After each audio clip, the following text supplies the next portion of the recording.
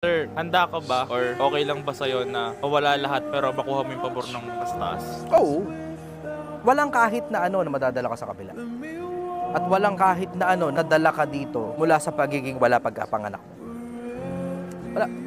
Overall, wala ka rin lang naman madadala sa kabila eh. Ang madadala mo lang doon, yung mabubuting ginawa mo, yung karunungan mo. Meron niya ako isang talata na nabasa. Yung to the effect na ang karunungan kasama mong mamamatay. We only get to live for 60 short years. Maiksi lang ang buhay.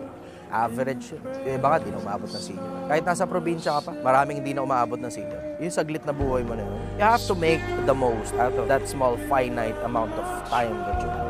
Kasi hindi mo alam kung gaano kalawak yung kabila. Itong nandito, pag bilyonaryo ka, malilibot mo buong mundo, maliit lang ito. Kahit nga milyonaryo ka lang, kaya man libutin ng buong mundo, maliit lang ito. Kaya yung mga yayabang-yabang sa social media, they haven't seen what eternity looks like. Pag nagbabasa ka ng libro, hindi ka yayabang. Kasi makikita mo kung ano nasa kabila pag iniwan mo na yung katawan.